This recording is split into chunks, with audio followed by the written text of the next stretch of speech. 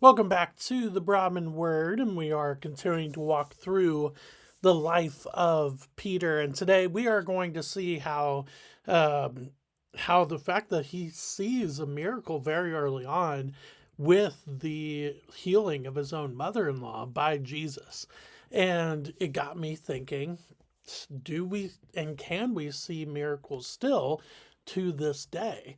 And yeah, let's walk through that today. So we are going to be looking at Matthew chapter 8, Mark chapter 1, and Luke chapter 4, all in this section. So let's start Matthew chapter 8, verses 14 through 17. And when Jesus entered Peter's house, he saw his mother in law sick with a fever. He touched her hand, and the fever left her, and she rose and began to serve him. That evening they brought to him many who were oppressed by demons, and he cast out the spirits with a word and healed all who were sick. This was to fulfill what was spoken by the prophet Isaiah. He took our illnesses and bore our diseases. All right, so you have the start of Jesus's ministry, and he's called the disciples, and now he is really getting into the aspect of ministry going towards the cross. But a big part of his ministry, though, is healing the sick. And some have thought, why is that? Why can't he just teach and prophesy what's going to come with his death and resurrection? It's a great question. And so, what is the purpose of miracles? And why do they stand out so much? Well, obviously, there's a lot of mystery behind miracles. How did that happen? like, the that dude just walked on water? Are you kidding me? Or you have other miracles of Jesus, letting the blind see or letting the deaf hear. How did that happen? And doing all of that within a moment. And so it's interesting to see, I think, just the fascination with miracles, because it is accomplishing something that seems beyond the odds. And so for me, I think that's really, really interesting to see with miracles. The other thing that I think miracles do is to show who Jesus is. Yes, Jesus is a fantastic teacher. He is a fantastic speaker as well. And yes, he is 100% human. However, he's also 100% divine. He is 100% God. And I think the miracles are there to show that. Jesus' words and Jesus' actions show his humanity, and but his words and his actions also show his divinity. And so I think you are through the miracles of Jesus, you are getting to see the fact that he is 100% man and 100% God. And what a beautiful, beautiful thing to see here. But here for Peter, though, he gets to see his mother in law be healed. And for you and I today, when we think of a fever, we think of something that's, don't get me wrong, not fun. It's not fun to have a fever, but it's very treatable now because of the wisdom and the knowledge of those in the medical field that have gone before us. I think that's definitely a big part of it. But we are in a much better place in a medical standpoint. So for us, when we read that she lay sick with a fever, we go, well, that's not fun per se. And that would probably make her day not very fun. But, it'll be good. You just take some over the counter stuff and you'll be okay. Make sure that you're staying hydrated, just all of that stuff. The problem is, though, that that's our context. In the original context, something as let's say, quote unquote, simple in our day and age. But something as simple as a fever actually could be extremely fatal in this context. So when it's saying that she's laying sick with a fever, yes, we're supposed to feel like, oh, that stinks. And oh, I'm so sorry that she was having a bad day. But it's actually a lot more. It's a lot more critical than that. It literally could have killed her. And yet, Jesus, just by touching her hand, I love how this is described here.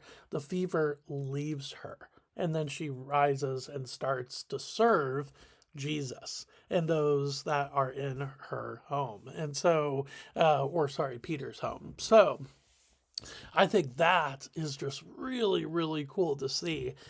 Which then, of course, everybody hears and they start to bring more and more folks that were sick, but also those that were possessed or oppressed by demons. However, this is not the only space that we see this interaction with Jesus and Peter here.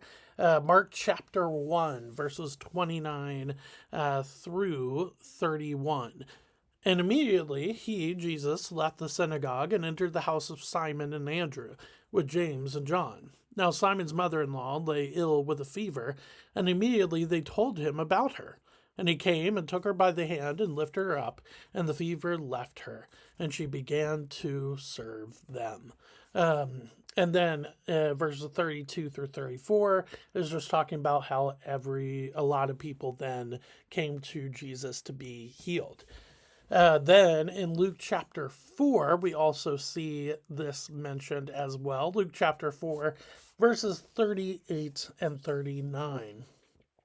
And he arose, he being Jesus, and left the synagogue and entered Simon's house. Now Simon's mother-in-law was ill with a high fever, and they appealed to him on her behalf. And he stood over her and rebuked the fever, and it left her. And immediately she rose and began to serve them. And then in verses 40 and 41, again, it talks about those that came to Jesus to be healed as well. I do want to read verse 41, though. It's very, very cool. Luke chapter 4, verse 41. And demons also came out of many, crying, "You are the Son of God." But he, Jesus, rebuked them and would not allow them to speak because they knew that he was the Christ. Whoa, what a statement. Like, that is so cool. Like, I wish that's not where we're going this evening, but that section is really, really interesting. Just talking again about the divinity of Christ. But here, going back to Peter, I think here though, you see early on Jesus's ministry, just Peter and the other disciples too, being able to see Jesus performing miracles is, oh, awesome, right? It is so cool to see. But it leads me to a question. Can we still see miracles today? And the answer to that is yes. Now, obviously, we're not going to see them in the same exact way as what we just read. Jesus is probably, he's probably not just going to show up in your mother-in-law's bedroom who is sick. Probably not going to show up in person. Now, he could because he's God, but probably not. But it's a great question. Do we still see miracles today? Absolutely, we do. There are so many different great accounts of people praying over those who are sick, and they go back for an exam. They have cancer or something like that, and the cancer is gone, and the medical professionals can't explain how it happened. That's a miracle. Absolutely, it is. And so, do we still see miracles today? Absolutely, we do. And so that's really, really cool to see in this early part of the life of Peter. but really also in the early part of Jesus's ministry, that miracles are on the forefront of that ministry, and that just continues to go from there. And so we also will continue to go from there with Peter.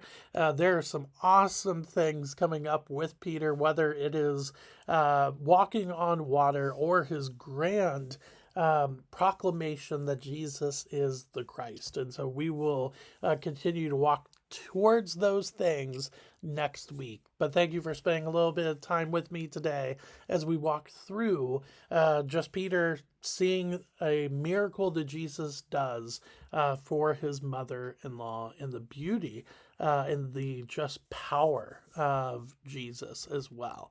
And so, thank you for spending a little bit of time with me today. I will see you next week as we continue to walk through the life of Peter. Thanks.